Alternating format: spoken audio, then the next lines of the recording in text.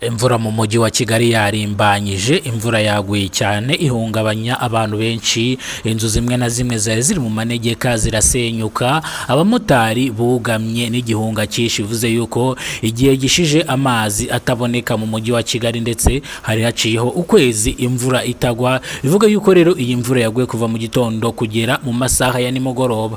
Aha byabereye i Kanombe, Masaka ndetse na Kicukiro, bivuze yuko imvura yahereye mu gitondo igwa ikaba igeze mu masaha ya nimugoroba ikigwa, n'ubu ngubu mu masaha ya saa 12 imvura nabwo ikaba irimo iragwa, bivuze yuko rero ni mu gihe yari yaciyeho ukwezi nta mvura igwa ndetse izuba ari ryo ryinshi, bivuze yuko n'amazi mu mujyi wa Kigali yari yarabuze. Nk'uko mubibona ahangaha turi ku Muhima aho imvura iri kugwa, nk'uko mubibona abamotari bakangaranye abandi bagiye kugama, nk'uko mubibona kuri kamera zanyu, niyo mpamvu twafashe iyi video kugira ngo tuze kuyibereka. Nk'uko mubibona abaturarwanda bose bavuye mu muhanda, abamotari bugamye bitewe n'imvura yabaye ku itariki 11 z'ukwezi kwa munani umwaka w'ibihumbi 2025. Iyi mvura yaguye mu masaha ya saa 3 zuzuye za mu gitondo igera mu masaha saa 8 za nimugoroba, bivuze ko iyi mvura yatumye abantu benshi batajya guca ishuro cyangwa abantu benshi batabashije kuva mu rugo bitewe nuko imvura yaramukiye ku muryango. Bisobanuye yuko rero imvura ubu tayari twinjiye mu gihe cy'imvura, ubu turi mu kwezi kwa munani.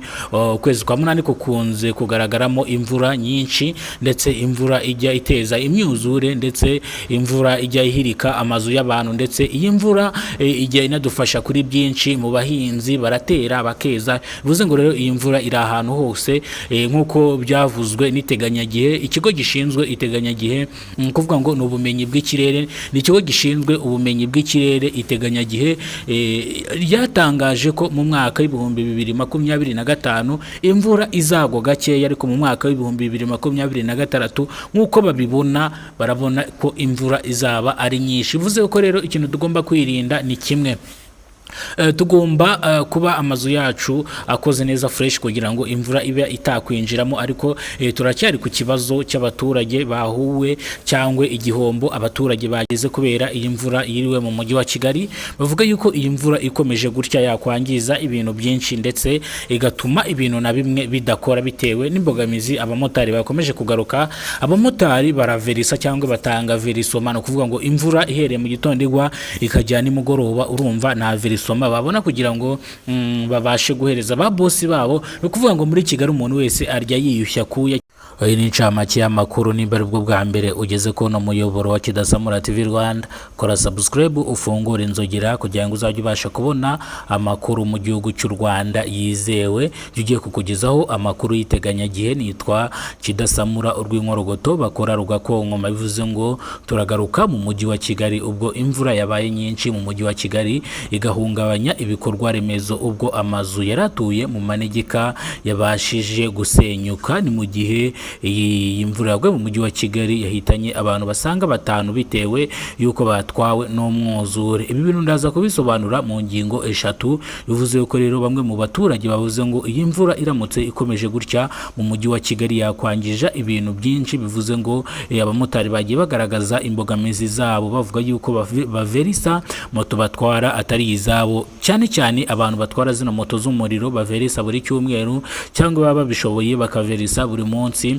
Bagaragaje yuko imvura ikomeje gutya byagorana ubuzima bwakomera, bitewe nuko no kuvuga ngo iyi moto atayihagurukije ntiyarya, umuryango ntiwarya. Bivuze yuko rero na verisoma ntiyaboneka. Bivuze ko rero iyi mvura ishobora gutera ubukene cyangwa igahangayikisha benshi. Bivuze ko iyi mvura yaguye ku itariki zisanga 11 z'ukwezi kwa munani umwaka w'ibihumbi 2025, ubwo mu kwezi kwa karindwi nta mvura nyinshi yigizigwa, ryari izuba rikabije cyane, ubwo amazi yari yarabuze mu mujyi wa Kigali impande zose zitandukanye, Gasabo na Nyarugenge no muri karitsiye zige zitandukanye amazi yari yarabuze.